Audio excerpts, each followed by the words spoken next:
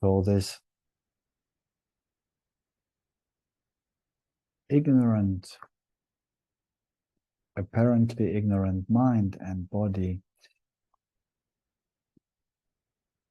wants to be informed by this truth that I am not the body, that I am not the mind. And even the world wants to be seen as what it is, beautiful, from the perspective of awareness. So this oneness of the screen and the movie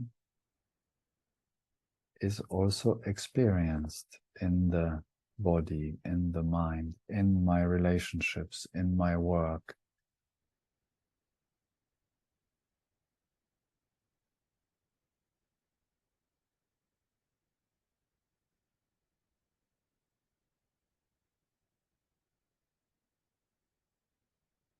The recognition of myself as consciousness, as awareness, is total and complete by the first remembering, by the first recognition, re-recognition.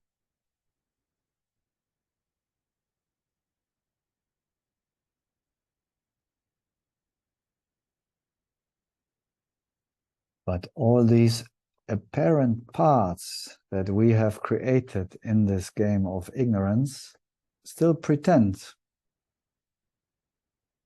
to be parts.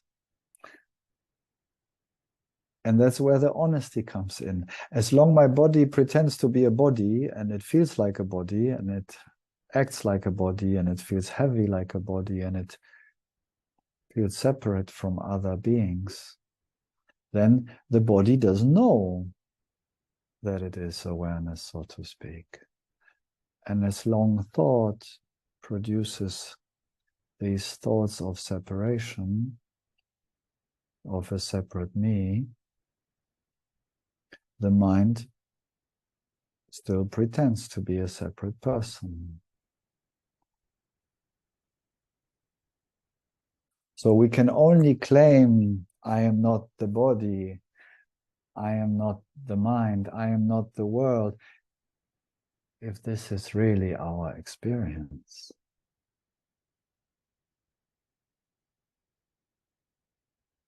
Otherwise, it's just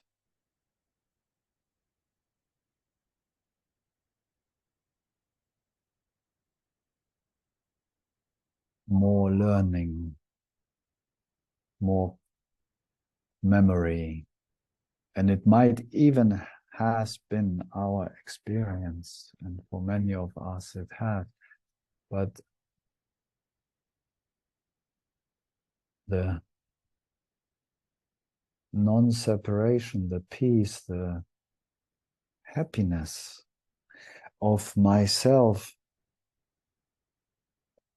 in this body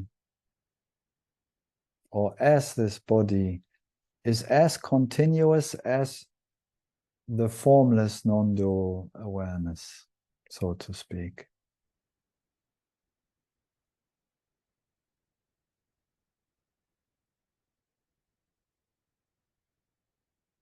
And that's why we see in the history great sages and saints, somehow the recognition, the understanding is the same for all of them. But how much of that is kind of finding its way here, metaphorically speaking, in this expression of consciousness, in this dance, that it can be lived fully 24/7, which is called traditionally Sahaja Samadhi, the non-experience of continuously just being myself without problems. We could call it happiness. It's not only a formless, non-dual experience, but our life, because it is life. And then, as we always say, no matter what's going on, we can be happy campers.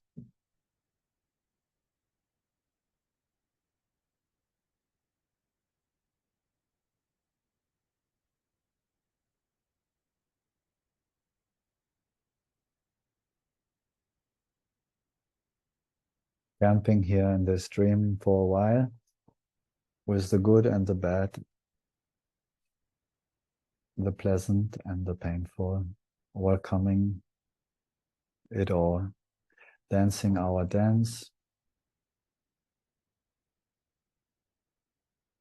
until also our avatar experience dissolves back to where it came from.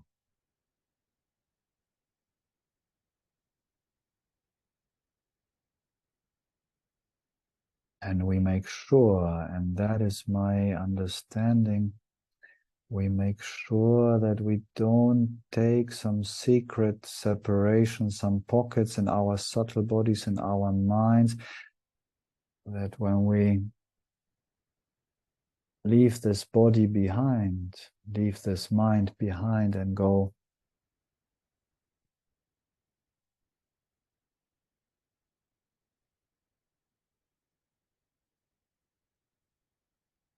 we don't go, of course. That's the limitation of words.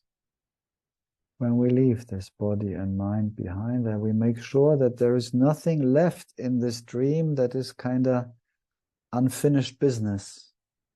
So we may come back out of the freedom because we want to play again, because it's a beautiful dream, but we're not obliged to come back and finish our business, which is usually called karma.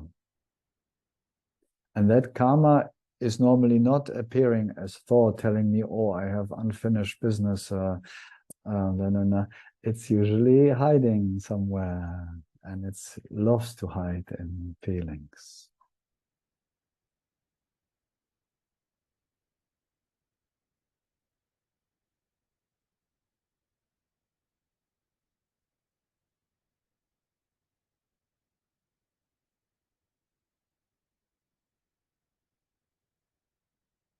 So it's always a bit paradoxical. Even we are this whole, complete, free, loving awareness.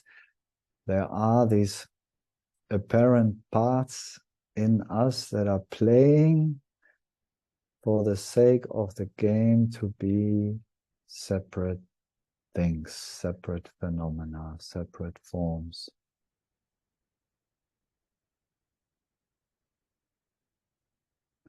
And somehow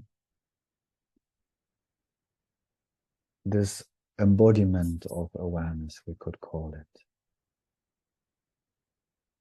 on all levels of our being, makes also our human experience complete and happy and fulfilled.